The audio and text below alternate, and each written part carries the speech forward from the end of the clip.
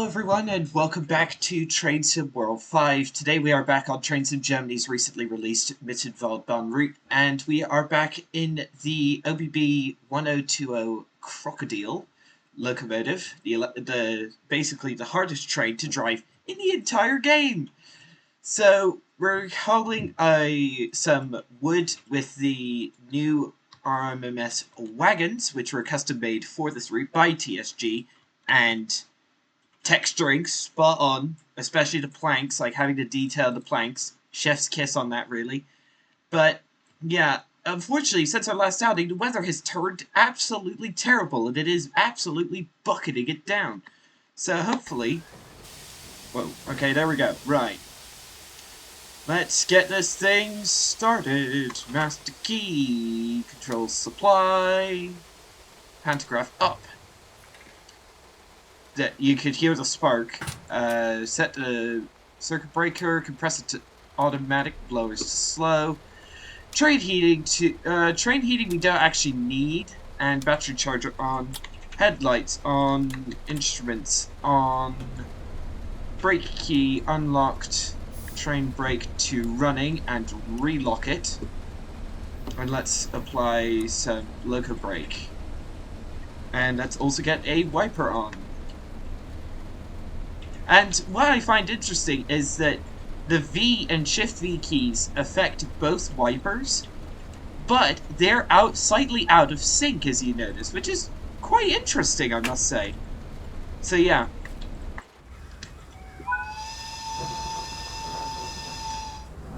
Alright, Seefeld in Tyrol, 18 kilometers.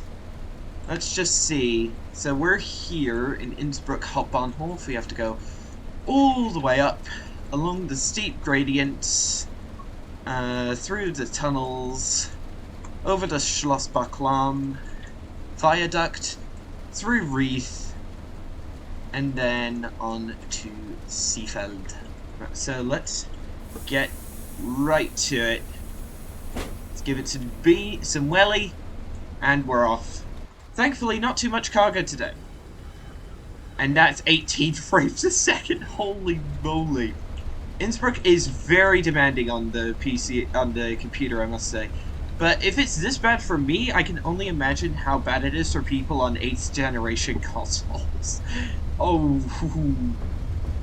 Right.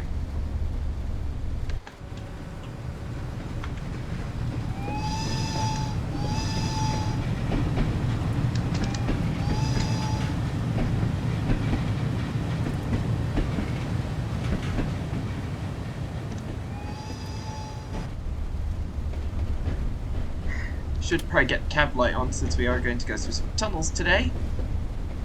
Alright.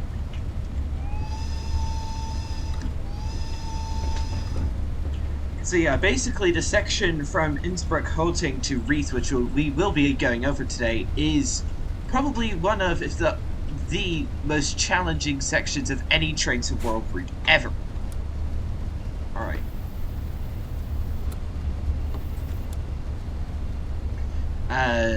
To go, not especially to go up, but definitely to go down. Thankfully, we won't be going down it today, we'll just be going up, but going up only really requires careful power management. If you're heading down, then, oof. You really have to balance your brakes, otherwise you're screwed. Also, I don't really like that the camera position, this might be, okay, this camera might be realistic, I don't know, but the camera, like, the middle line is positioned like half of your field of view isn't even covered by the windscreen wiper. Who designed this thing? Okay, I admit this is a product of 1940s locomotive design. Electric locomotives were barely even half a century old at this point. But why the wiper placement has to be this bad is just beyond me, really. It's just outrageous. Oh, yeah. Other than that, well, that is one of my minor niggles, though. If anything, it might be realistic. I don't know. But the Crocodile is definitely definitely one of, if not the best electric locomotives in the game, save for possibly the Just Trains Class 87 off of Preston to Carlisle. Alright, let's bring her down. Bring that tap chain. Oh, okay. Could have just done the quick off. Alright. Okay, we do seem to have a red signal after Innsbruck halting, and I don't know why.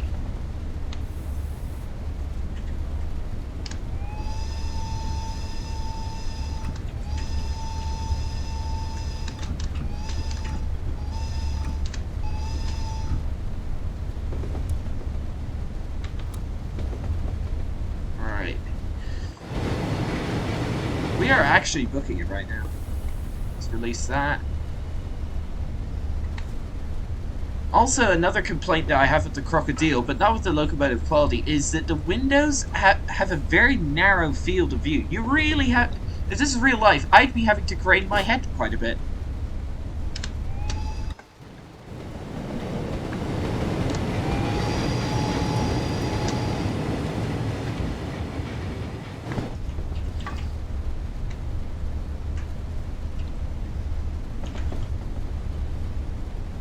Whoa, easy. Okay, we do have a green signal, but it is, like, legitimately difficult to see signals when, A, it's quite, like, visibility is definitely impaired due to the rain on the windscreen, but also that the wiper doesn't wipe away the rain over the signals. Why? Ugh. Oh well. Alright. Onwards. Build up those amps.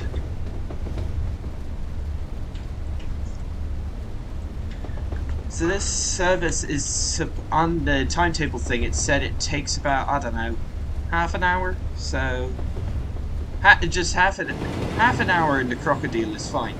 Doing an hour and a half in the Crocodile, doing a full run of the route, like doing an express service, is actually legitimately hard. Like, this thing requires so much constant adjustment all the time that to run it for an hour and a half consistently is actually massively draining.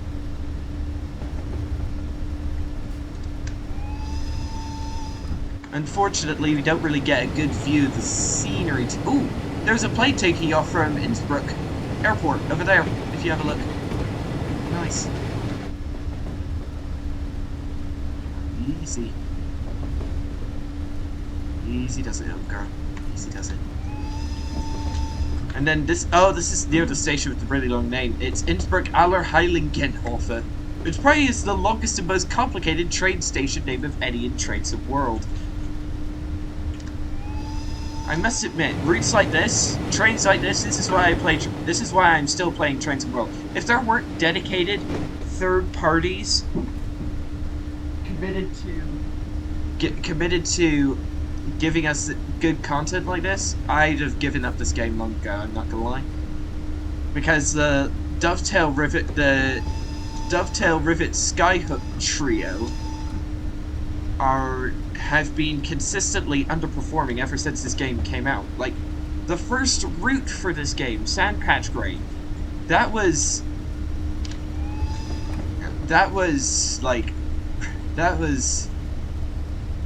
pretty terrible. I mean, it did get upgraded when Trains of World 2 came out, as part of, like, it was one of the core American routes for TSW2 as well, but oof. I still haven't got Sandpatch Grade. I've got the other two TSW2 core routes, the Bakerloo line and the Schnellfahrstrecke Köln to Aachen. And yeah, the Sandpatch Grade is still, even almost 8 years after its release, it's still by far one of the more underperforming routes in the game. And our frames are dropping through the floor. Why? That's 21 frames per second. If it's this bad for me, then I can only imagine the people on Gen 8 consoles. Oof. Or even Gen 9 consoles, if I'm being brutally honest. You'd probably need like a top tier Gen 9 console in order to get the maximum out of this route. Actually, well, if you're on a console anyway, if you wanted to get the maximum out of this route, you'd need like a top spec civilian PC. And into another tunnel. Into the first tunnel, I mean.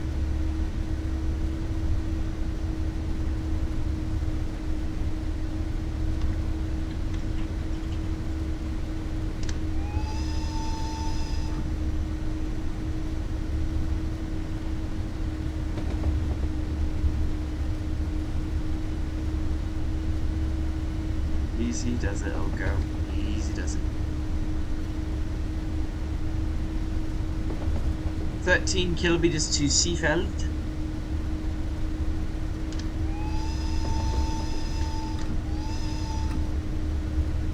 At the station. And as soon as I come out of the tunnel, the frame rate immediately drops through the floor. The scenery must be incredibly demanding. Easy. Let's get you powered back up again. Luckily, the crocodile has more than enough power. Oh yeah, that temporary 3.9% gradient. That is the steepest gradient on the route. Yeah, we are.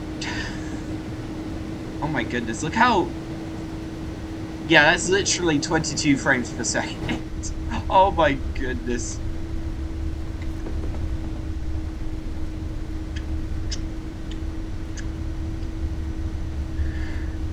Honestly, for some reason, the windscreen wiper is mesmerizing me. I need to concentrate. Why am I doing it? Why is it trying to mesmerize me?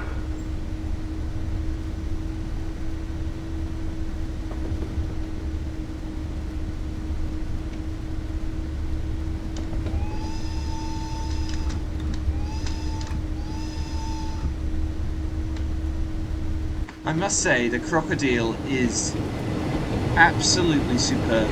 This locomotive is absolutely superb. Like, the quality on it is just, like, second to none, really. Like, okay, it's second to... Easy. It's... Uh-oh. Okay. Just... For reference, if you keep the voltage market at 1/2 for too long, you can blow the... You can, apparently in real life, you are able to blow up your transformers. So, try to avoid that. Oh no. Why did I turn it off, bro? Come on.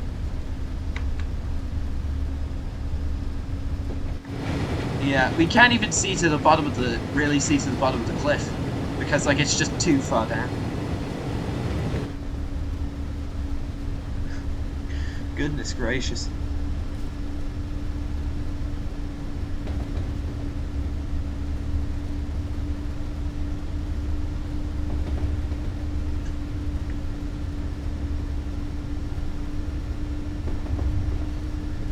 "11 kilometers to Seefeld."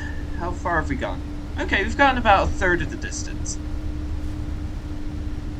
And you can also, for reference, you can do the wiper, the old-fashioned manual way if you really want to torture yourself. But yeah, I prefer just using the keyboard shortcut.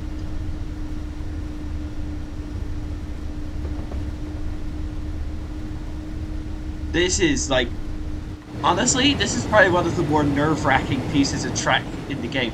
Like, look how far, that's like 200 meters down into the valley. And if you fool, that's it. If you make one mistake, that's it. You're fooling like 200 meters. This is one of the more nerve-wracking pieces of track in the game, I must say.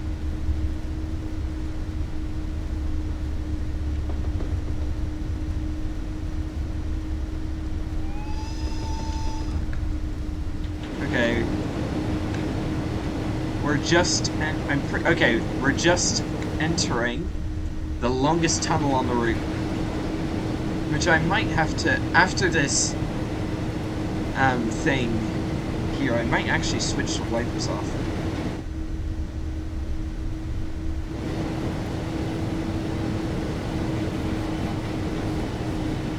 Okay, after this bit, we're into another tunnel. We're into the longest tunnel, I mean. Okay.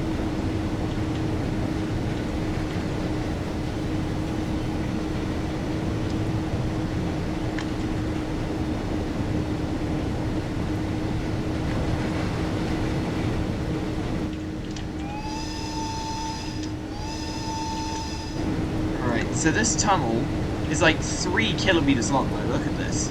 Then we go through Hoxerl, where we've got the E685 garbage to Innsbruck service waiting. Then we've got to go around here, over the Schlossbach Klam, past Leithen, through Reith, and then to Seefeld. The Tadmobines. I must admit, this is probably the most boring section of the route. We're still at this incredibly steep grade, but you're also in a tunnel. And, you know, it's like in tunnels. Oh, I forgot. Machine room lights. Which do work, I think.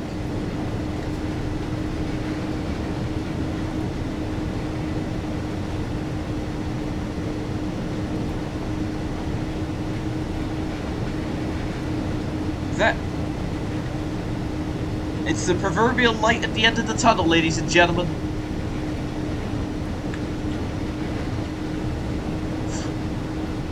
Pure blackness. Ugh.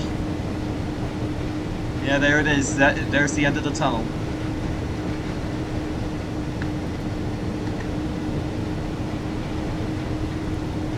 This is one of the few routes that can actually make 60 kilometers an hour actually feel decently fast. One of the other routes is TSG's other masterpiece, the Mittenwaldbahn. Alright, let's put the wipers back into the run. Nice.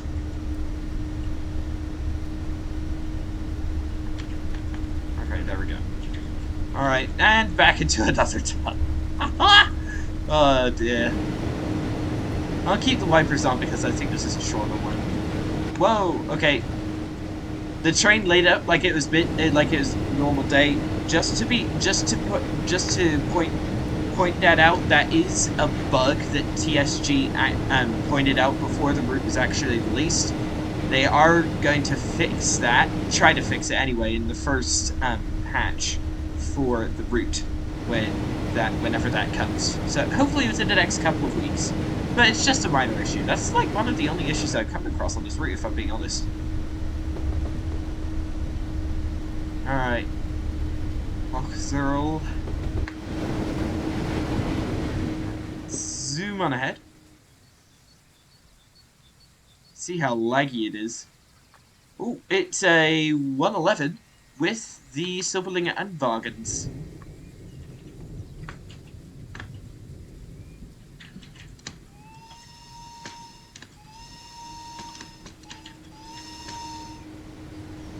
Can't believe I was having to hold an actual service up.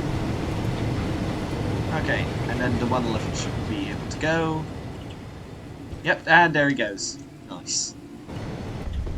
Alright, easy. I'll probably keep the power online. We will overspeed a bit, but yeah, okay, now that we're at grade, we can let the speed come back naturally and then power it up.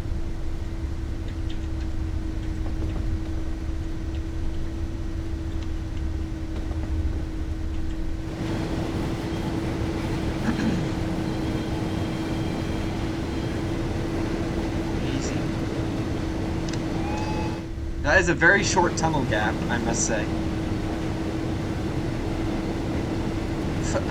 Just a question for those proper rail nerds out there.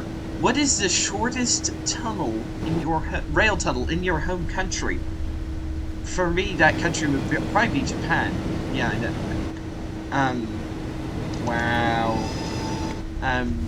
And what would the oh, what would it be? Okay, the shortest rail tunnel for me is Oh, somewhere in the area near Tokyo. I don't know exactly where, but it's only 7.2 meters long. Yeah, a tunnel that is only 7.2 meters long. You heard me right. Alright, we're currently... Oh! Broken drone camera.exe. We're starting to make our way up the little valley towards Schlossbachlam Viaduct.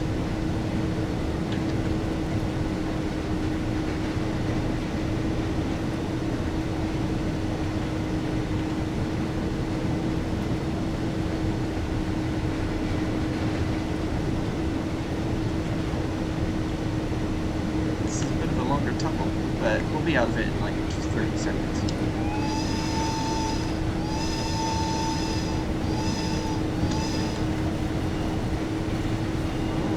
So this is what it looks like without the cap light on. Honestly, I think I prefer it without the cap light on, if I'm being honest. Alright, there's the light at the end of the tunnel. There's the Schlossbachlam. It's very fast. There it is. Oh my goodness. Let's cut the power back a bit. And let the speed come back. Oh! I forgot to activate the CIFA! Are you kidding me? No! Okay, that's my bad. I forgot to activate the CIFA! Oh. I always do that whenever I'm driving a German or Austrian train. I always use CIFA. And yeah, I forgot. Ugh. Oh well.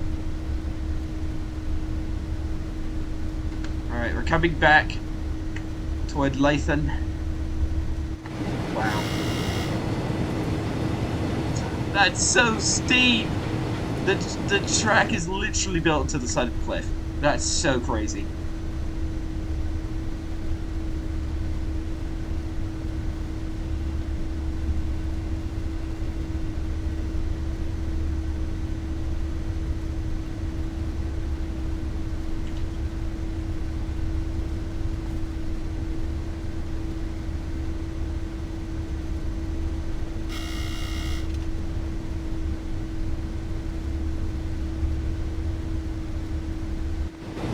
Okay.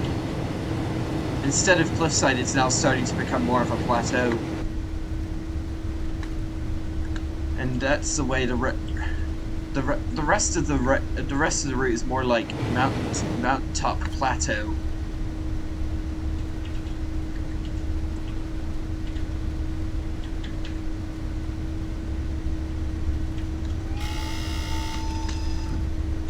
Through Leithen.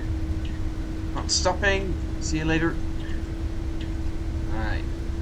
60 km/h limit still in effect. Power back a bit.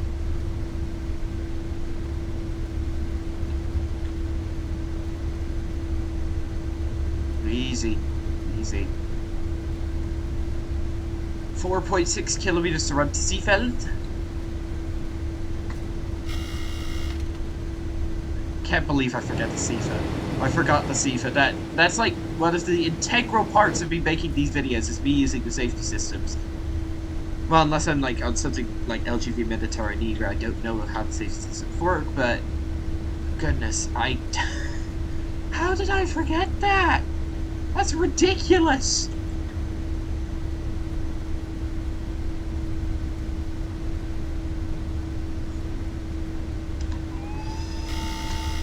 Shut up, Sifa. Everything's fine. We're all good. Not falling asleep at the wheel. Literally. Wheel. I'm not falling asleep at the wheel.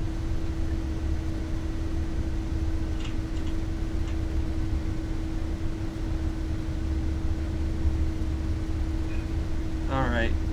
Coming up on Wreath, which is where the more plateau kind of route starts to happen. And then, like, the top of the route is in between Wreath and Seefeld. The highest part of the route is well over 1,500 meters above sea level, which is pretty much equal to Japan's highest railway. I'm pretty sure Japan's highest railway is 1,500 meters above sea level. I don't know where it is, but yeah, that's still pretty cool. Okay, welcome to Wreath, everybody. Shut her down. I know we're losing a bit of speed, but Who cares? Got a green signal onto the section to Seafeld. Shut up, Sifa. We're doing fine, mate. We're doing fine. Oh, why did I hit the quick off button? I still need to keep power online.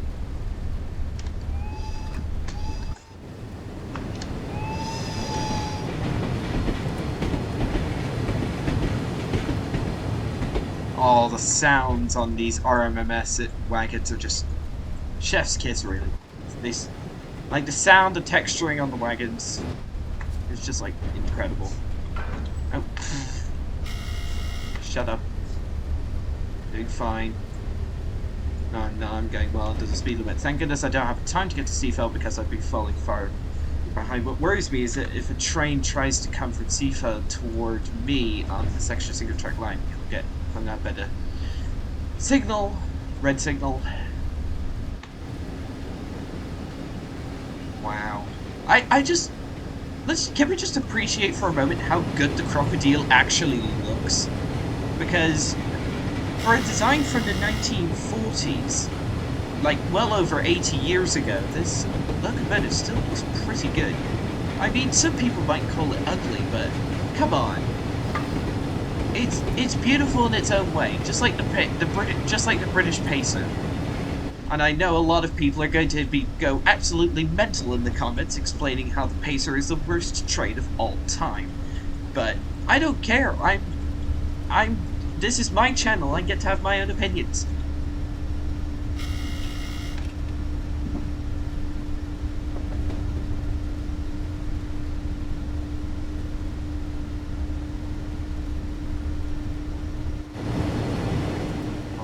The crocodile is a good-looking locomotive, though. What I find a bit sad, though, is that it doesn't have any other layers on any other routes. Like, we can't even run, like, rail tool services with it. And we can't run any rail tool services with the blue and cream 111 either, which is slightly disappointing, but honestly, despite the Mittenwaldbahn being a single-track line and having the associated limited timetable that comes with a single track, there's still plenty of stuff to do when you also consider the included scenarios, too. Alright. 1.4 kilometers to run. Okay, here is the top of the route. Okay, okay, quick off. Now. Okay, that was the top of the route. We were briefly there. Let's put it into hold position. Alright, there we go.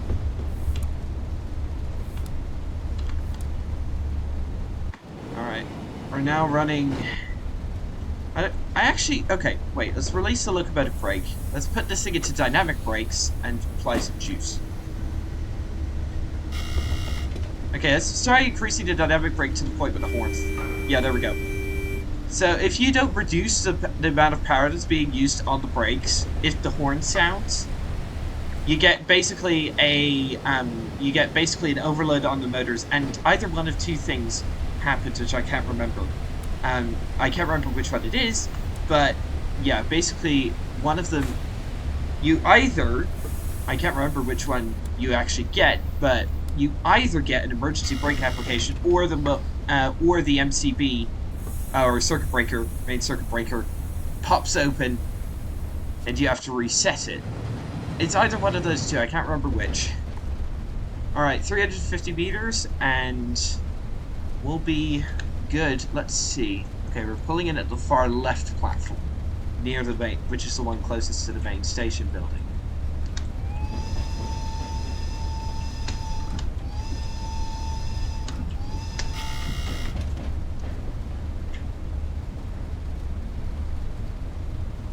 Okay, where's the objective marker? I don't know where to stop! Okay, that's annoying. Alright, let's give it 100% on the locomotive brakes. Alright, I don't want to overshoot. There